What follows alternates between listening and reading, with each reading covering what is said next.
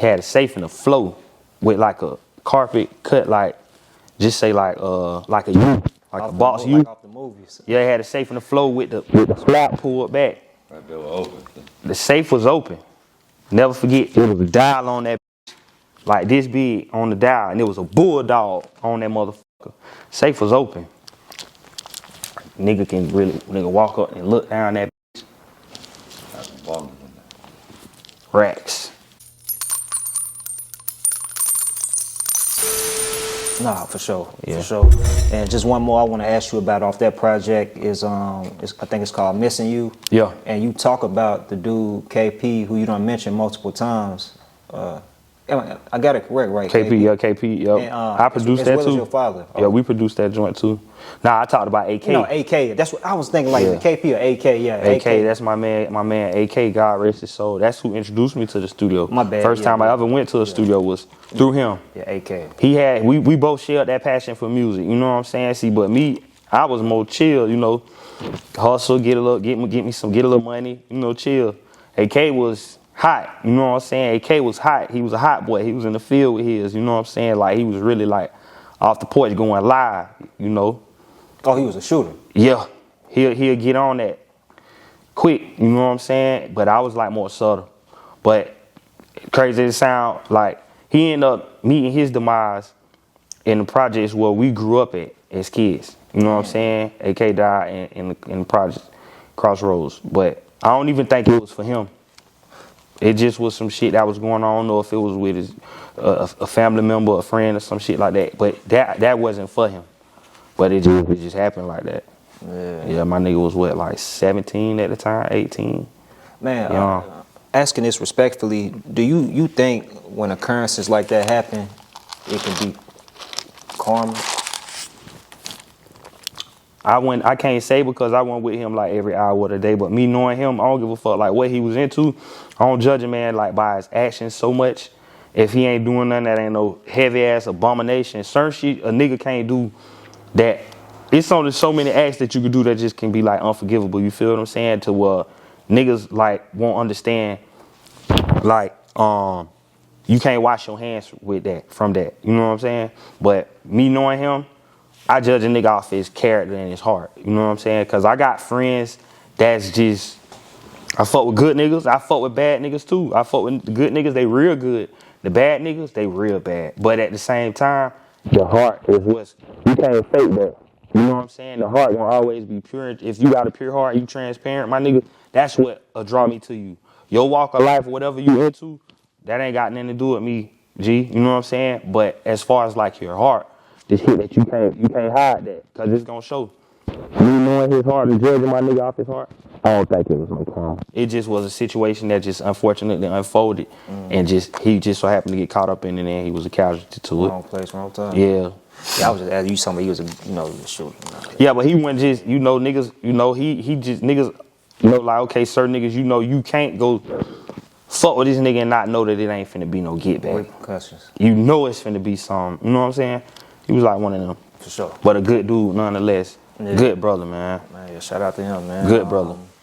And the other person you mentioned on there is your father. My dad, yeah. And you pretty much highlight like he instilled that hustle into you. I don't know if it was like actually because he passed away when you was 10, I believe. Yep. So he's a youngster, but I guess just through the genes, you took over. But talk about like how was that? Was that an emotional experience for you? Hell yeah. And I think that's why I always got a soft spots for like the youngins that lose their dads at an early age. You know what I'm saying? I could damn near be the poster boy for that shit, or advocate for that, because like you never know how important somebody is. You know what I'm saying? Especially a father figure. You know what I'm saying? It's only so much your mama can do. You know what I'm saying? When she got boys, it's only so much moms can do. So it's just like having to live through that every day. You know what I'm saying? Because the safety net gone, the safeguard gone. You know, mom might be green to a certain shit in the streets or whatever in certain environments. Dad on point, so he know. You know what I'm saying? So that safety net that we would have had to keep from getting into certain shit that we got into coming up, it was gone. You know what I'm saying? Like, damn, like certain shit, like, man, jitterbug, playing basketball, 6th grade playing basketball. You know what I'm saying? Dudes, they got their mamas and daddies in the game. My mama got to work. I know if my daddy was alive, he would have been here.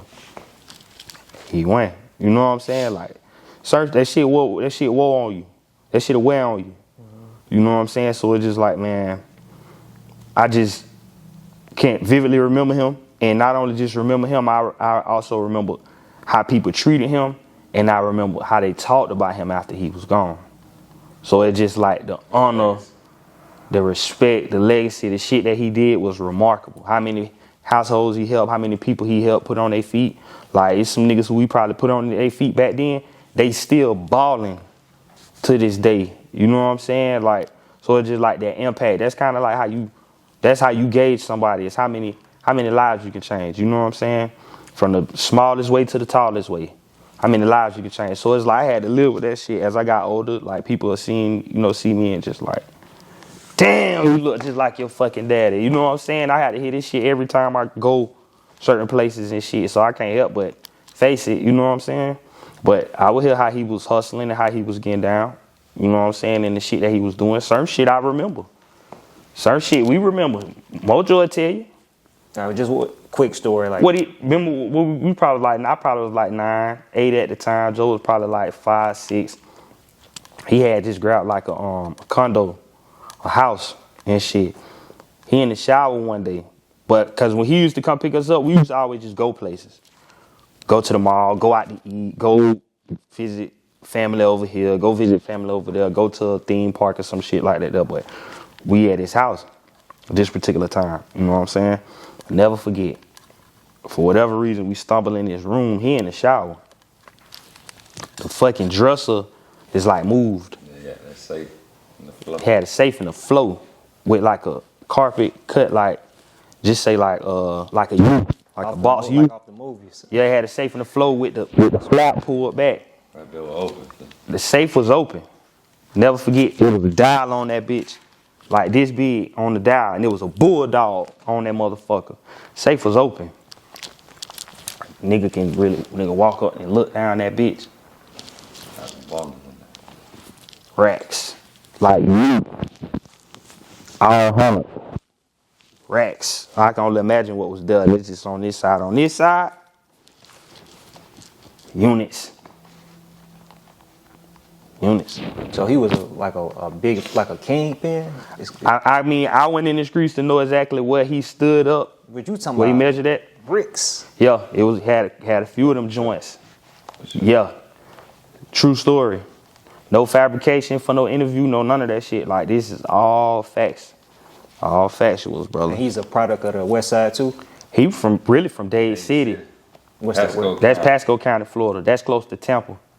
Oh, so this like over an hour away? Yeah, about this probably like 45 minutes to an hour away. That's where he was from. But they migrated. My whole family came to Orlando like probably like what it's like 83, 84, 83 or some shit like that. So yeah, he grew up in Beirut. Beirut is cross town, which is Carver Court. The projects in Carver Court. They knocked them down. You know what I'm saying? They grew up over there and shit. I just seen a picture of my grandma, which was his mom, and my auntie. This is my first time seeing a picture of her. Since I was 5 years old. She had passed away when I was 5. But they in the bricks in Carver Court and shit. That's what he came to it. You know what I'm saying? So yeah, that was a true story. Man, as much as you comfortable with sharing, like, do you remember the day or what happened, what led to his passing? He died in a car accident. Leaving the club. His homeboy had just came home from the feds. He did 8 years. His name was Eric. And the fucked up part about that, bro, we never met none of his family or nothing. Like, I don't remember him. Cause needless to say, you went to school with his daughter? Yeah, see, his homeboy name was Eric. He was fresh out of the prison, had just did 8 years. He was a money getter too. Big dog. So my dad, as the story came to me as we get older, he took his dog out, show him a good time. Like his first weekend home. Took him to the club, they balled out, and they ain't make it home. They died in the car accident. Hold on. So his friend got out of prison after serving 8 years. Yep. In the feds. Yep. He give them like a little welcome home out, and then they die. Die on the way, leaving the club. What's the odds of that, man? Die in the car Fucked accident. up, Die in the car accident. Yup. And I ain't never met his family or none of that shit. Like, I don't know if you know. Cause shit, at the same time, shit, I'm pretty sure he had kids. Like, damn. You know, so now we trauma bonding. You see what I'm saying? We trauma bonding.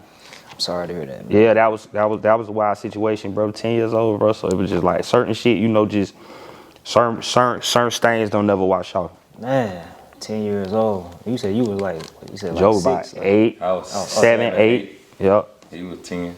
Yeah, that shit was just one of them situations, bro. Nigga had to just relive that shit over and over and over and over and over and over. You know what I'm saying? I don't want to dig, but was it multiple vehicles involved, or it Just one. I don't know, but I think it was just one. There wasn't no other cars on the scene and shit. It was just one. Hit a pole and split the car in half. Yep, both of them passed. both of them passed away? Yeah. So you mentioned that y'all would go spend time with him. So I guess your mom and your dad, they didn't stay together, or was it a 2-parent household at first, or were they always like separated? Not coming up. I don't think they didn't stay together, but even though it wasn't no 2-parent household, we had it was a 2-parent lifestyle. They both was in y'all lives. I don't look at it like a That's a 2-parent blessing, household. bro. It was 2 parents with 2 households. That's a blessing. Cause we stayed over there, we stayed with mom, but when we wanna, we stay with dad. You know what I'm saying? So you know, we was his only kids, 2 boys. He You coming hear through. a lot of women, they'll try to hold. Oh, my mama grudge. 100. She You know went what I'm on none of saying, that shit. My mama went on none of that shit. You know, she was 100.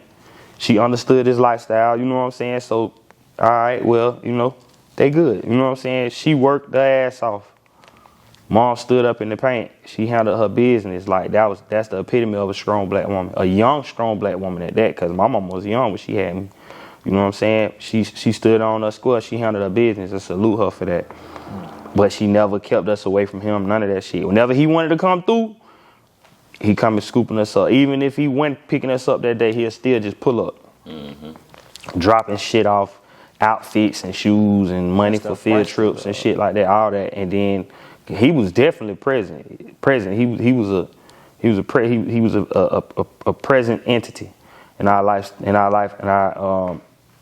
for real. Like he wasn't no ghost daddy.